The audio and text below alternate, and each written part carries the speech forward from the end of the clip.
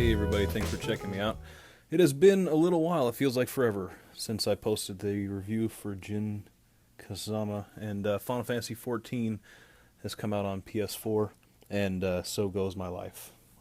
It's kind of really got my attention over everything else at this point, so there was a few things that came in that I was planning on doing reviews for, and I haven't yet, but I might, such as Queen's Blade, Risty, Perfect Model, I think they're called. I forget what company makes it. Yamato, I think. They put out a re-release of a Queen's Blade Risty statue based on art of the art of Jun Sakasa, and I really like that statue, but I couldn't get it by the time I became aware of it. It was really hard to find and expensive, so I got the re-release. I got it. I plan on doing a review for it, but not before these two are complete. So here are these two. So we got Armored Wonder Woman, we got Mara Jade. This review is for Armored Wonder Woman, so we'll bid Mara Jade a farewell for the moment. So let's start with the box. So there is the illustration by Yamashita-sama, the master. He's I don't really see any new art from him other than the Bishoujo stuff, and I haven't really followed his art very well since this line started, which is kind of weird. I think, I don't know, he's done plenty in his career, certainly, but in my book, anyway, this is probably the most popular thing that he's been involved with and is responsible for. And the statue here bears a very strong resemblance, there, with some exceptions we'll get into in a second. Here's the back of the box, and here's her description. And there's Starfire, who is coming soon, as you can see. The shots of her that have popped up on the interwebs seem like they did a good job with that statue, so we'll be getting her when she comes out and reviewing her. So if you're going to want to see a review of her, then you know where to find it. Some other YouTube channel. No, of course not. This YouTube channel. Now, I like the pose a lot. I think that they did a really good job recreating Shunya's illustration. It's not always a given, but they're pretty good. I gotta say, they're pretty good at it. And this one's not bad. The only differences I ever really spot that kind of are the biggest differences to me are the ones with the character's face. There's almost always a different tone to the illustration than what ends up in the actual statue. What ends up in the statue is not bad, and in some cases probably better than the illustration. Now, who knows why that is? What their process is? I don't know. I would love to see a behind-the-scenes video for how these things are made. That'd be fascinating to me, but since we don't have that, we're left with speculation, and sit back and allow me to speculate a little bit, mostly about their eyes and the eyebrows. So in Shunya's illustrations, they're almost always, the faces of the characters are a little more wide-eyed, and kind of the eyes tend to be a little bit bigger, which makes the character look a little younger and cuter, I guess. And the statues, the finished statues, tend not to really. There's a little bit of a disconnect. Luckily, in my opinion, the statues are just fine. But I would like to see statues produced a little bit closer to what Shunya does. And I remember Koto, I believe, put out some statues based on just Shunya Yamashita's art. It might have been the first things that they started doing with Shunya, but I'm not sure about that.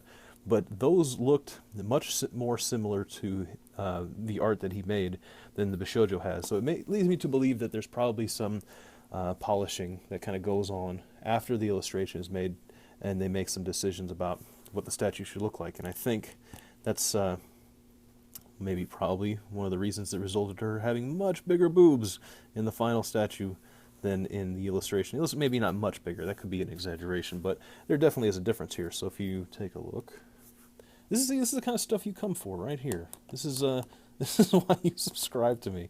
You want boob breakdown, I got it for you. So, the well, you can see here. Let's take this for example. Her the arm, the inside of her elbow. There's some space between her chest and the arm there, and that space is gone on the statue. It's all filled in. There's no room there.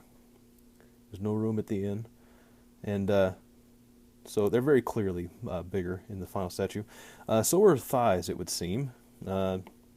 Kind of hard to tell in just a 2D drawing exactly what the dimensions are, but you can kind of tell from the bottom of the thigh to the top of the thigh and things like that. But maybe it's just that it's in 3D, that it's an actual sculpted thing, but she seems to have some pretty thick thighs on her, which, trust me, I'm not complaining. That's important in my book. I don't think I would buy these statues if they didn't look appealing. That's kind of the point for me. And she does look appealing. I think she wound up with a very decent caboose, and I'm happy with it. But you can kind of see here how wide her hips are on the sides. And to me, that's just fine.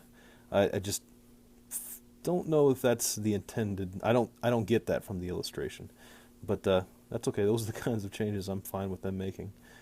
So all in all, the sculpt came out well. I think the biggest difference are subtle ones in the face, and I think her eyebrows are probably the biggest as far as those kind of subtle changes. I get the feeling that if you look at this without her tiara or the hair there, maybe if her hair was pulled back or something like that, that her eyebrows would be just way too tall. Maybe they would look weird. I could be wrong. They get to see it like that without the tiara on it. Once they put the eyebrows on, maybe it looks better, but I don't know, they seem like they're just a little too high. And in the illustration, that's not the case. They kind of split the difference between the top of her eye and the bottom of the tiara. The kind of eyebrow is kind of right in the middle of them, and not so much with the figure. But that is, well, like most things, most things with these statues from that Koto makes, these Bishoujo statues, they're all done very well. So the kind of things that you're left with that you end up kind of griping about are usually pretty minor, and such is the case with this one as well. But I really like the kind of the feel. I'm sorry. There we go. Of this statue. It came out pretty well. One thing I should probably explain or go over is her base. So a couple things regarding her display base. One is that there were some pictures released a little prematurely, or of earlier versions of this before it was the finished product, where this clear space in between her boot and the base was colored red, just like her boot, and it made it look like she was wearing like a giant Ugg or something like that. But that has been resolved. You can see here clearly. Ha ha. Also, the other thing is that the base was originally going to include her invisible jet, which in the illustrations and whatever it is I seen, I'm pretty sure it was the original illustration, there was a kind of super deformed mini little eggplane version of like a Raptor, I think it was. And I don't know the official name for that jet, but they're called it's called the Raptor. And that's not what she flies in, but who knows, because it's invisible. But it was going to be like this clear little jet behind her. But that went away at some point, and then we seen pictures of her at it was actually a picture I seen of Spider Woman, Spider Woman, which I can't wait for, with her in the background, and all you can see is about what you can see here, about the waist down, and on the base there was like a cutout for a plane that wasn't there. There was like a square peg hole for a plane that, as you can see, did not end up in the final version, or did it? Ha ha. It's invisible. Maybe she's in it. You don't know. But of course, it's invisible and not intangible, so I guess we do know. And I can tell you I do not feel a plane back here. So anyhow, let's get into the paint. Her hair is translucent. You can see here under the light. It's a lighter shade of purple than the original Wonder Woman. At the top of her head, not much difference. Under the light, you can see it's a little bit brighter, and then towards the end, it's a little more obvious that her hair is a lighter shade of purple than the original. She's got her gold crown, the gold eagle /W, the gold belt, the gold lasso, the gold trim, the gold whatever you call this thing, I don't know, and then her knees and the buckles on her boots, all gold. The gold is all the same except for a couple places in the W. There's a little bit of extra paint, like a little kind of a red paint wash that lays in the seams in the W to kind of make it pop, which is a nice touch. And they do the same with the lasso. You can see there. The gold is pretty reflective, pretty shiny looking gold. It's nice. The cape is a matte red. It's the same color on both sides, and there is some paint shading inside there in different spots that give it some depth, which is nice. She's got plain red earrings. Let me make a little adjustment here. Plain red earrings that are not metallic red, they're just painted, but they look good. I got a little bit of a problem with mine. There's red paint, you can see it there inside this little like clasp that holds onto her cape, or keeps her cape around her neck. There's red paint that's supposed to be laid in there, and it really didn't take very well. It seems like there's not enough paint in there or something. It got diluted somehow or something. But there's it's kind of spotty in there. It actually looks better on camera here than it does in person, which is nice. But looking at it in person, that's probably the worst part of my figure quality-wise. I hope that they're not all like that. But not really that big of a deal. It's not so noticeable that it's a problem, but shouldn't be like that. Mine also is kind of dirty. It did come wrapped in plastic like they all do, but I got these little black spots here and there. I've got some on her shoulder, some on her elbow. They're very small. There's a blue one here on her thigh that you cannot see because the light is washing out, but you kind of make it out there. There's like a little blue speck right there. So here and there, little imperfections. I don't know. I think still for the price, it's, you know, I don't think you can expect a whole lot more. I'm very happy with the figures, nonetheless. She's got this red on her top here. I'm not sure exactly what you'd call this kind of top. I don't know. Sue me. I don't wear girls' clothes. I'm not very well versed in them. Forgive me. But whatever it is, her top that she's wearing is very nice. We've got very metallic red in there, as well as on the boots. This is the same metallic red you'd see in the original Wonder Woman. It looks very similar, identical, you might say. Also with Elektra and Miss Marvel, they all got this same kind of red. It seems like it's probably silver paint with a red gloss over it, but really makes it pop. It looks good. Same with the boots. Done very well. She's got the gold buckles, kind of a pearlescent white on the boots, which is nice, and then the gold knee pads on the boots. Now, I'm not sure about the design of this. I know that the original Wonder Woman wore a cape and a skirt, if I'm thinking straight, but so I guess that's where that came from. But the boots, I don't think were part, not these boots anyway, not part of the original Wonder Woman. These look a little too modern. Could be wrong, but I don't think I am. This skirt here is translucent blue. It's translucent and matte finish, which makes it look really nice, although any little imperfection would kind of stand out. And I've got a little one right there. There's a little bit of glue or gloss paint or something that got on her hip there, and you can kind of see it shining. Again, not a big deal. She's going to be displayed just like this, so I don't think that's going to be much of a problem. She's got metallic blue briefs, we'll call them. She's got stars painted on them. That's a blue that's only present here on this figure. It seems like a slightly lighter shade of blue than on the original, but very similar. It actually comes up the front, and you can't really see it because it's covered by the skirt, but there are little bits that you can kind of see in there.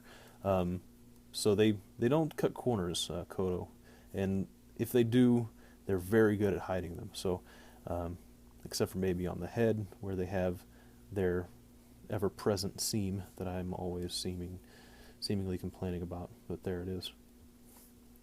Oh, another thing is the W on her chest is sculpted very well. There's the head of the eagle kind of stands out on its own, which is a nice detail given that you probably wouldn't see that between her boobs and her arms. There's a lot going on there. It's a nice touch. And this is too bright. Mine has a couple of flaws. Like I said, it's got some little bits of, I don't know, kind of scuffs or something like that on her skin. I also have a little dimple of paint there. It looks like maybe a bubble got under the paint and popped at some point. Kind of disappointing that it's right on the front there. It's kind of noticeable, but not bad. Other than that, the paint on her cape, clasp, or whatever you want to call it, that didn't really come out too great. Those are really the kind of two major, or I should say minor, I guess, flaws. Sorry, this is all, there we go. So, let's go ahead and compare her to, well, you know what, actually first let's compare her to Supergirl. Supergirl doesn't make it into a lot of my videos, so why not? There's Supergirl. You can see they size up pretty well. Kodo, seems like they've gotten this part down. Outside of like the Tekken line, everything seems to be pretty on par with each other. And so those look good.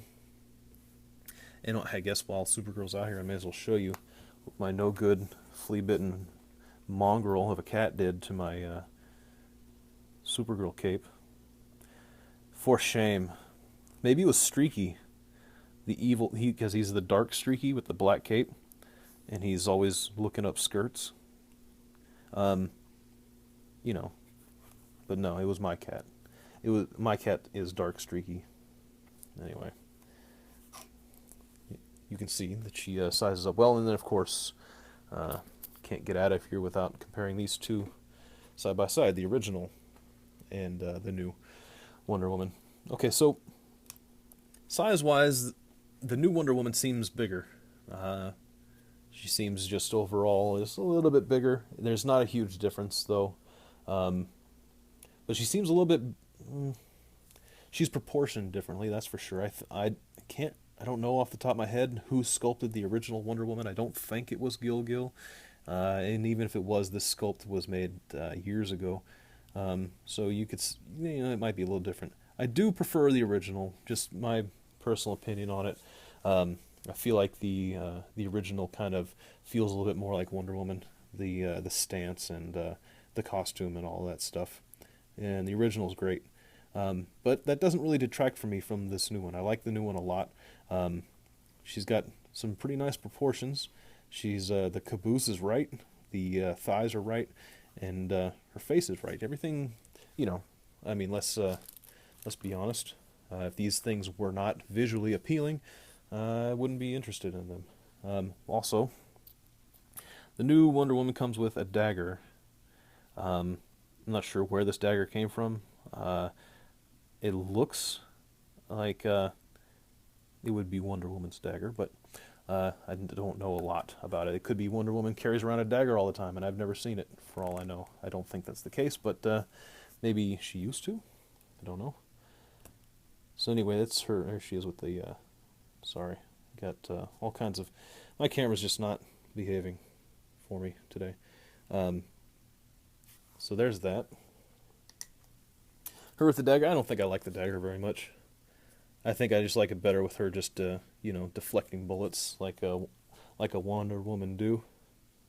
What is going on here? Okay. So all in all, I think this is a good Bishoujo statue, to be sure. And the original's good. If I had to pick between the two, I'd go with the original. But that doesn't make this one bad by any stretch. I think it's very good. If you're in a position where you can get this one but not that one, don't worry about it. Unless you just don't like the design of it, I think you'll be happy getting this figure. It feels a little bigger than I was expecting. I don't know. I'm not sure why that is, but that's the way it seems to go when I get a new Bishoujo statue. It feels a little bit bigger than I was expecting, and that's a great thing. I don't know if that happens for you, but it happens for me, and that's just fine. So there she is. Thank you for checking me out. Just quick little bit of housekeeping here. Thank you to all my subscribers. Thank you to all the new subscribers. I appreciate it. It does not go unnoticed. Anytime someone subscribes, I get an email, and it's nice. I appreciate it. I'm thinking about doing a Facebook page. I've made a Facebook page. There's nothing on it. I haven't done anything with it yet. But instead of doing the Tumblr, I'm thinking about maybe doing Facebook and switching over. Tumblr's not for everyone, and whether you use Facebook or not, Facebook's pretty accessible and easy to use, and it confuses no one. So I'm thinking about maybe updating my stuff there, posting my reviews there, not instead of YouTube, but at least links to my YouTube videos on the Facebook page, and then putting up pictures, maybe galleries of these figures and other things, the little things that I put up on Tumblr, various art that I like, figures I bought that I'm not reviewing, so on and so forth. If that sounds good to you, let me know. If a Facebook page would be something you'd be interested in for my reviews. It will be, if I make it, well, it's made, it's there, but facebook.com/HieroJux reviews. And, if you, if there's some interest there and you follow me or stuff like that, then I might put some effort into that. But that's it for now. Thank you for watching. Mara Jade is next, and then I might get into Risty after that. But Final Fantasy's calling my name, so, my free time is in short supply at this point. Thanks for watching, and I'll see you next time.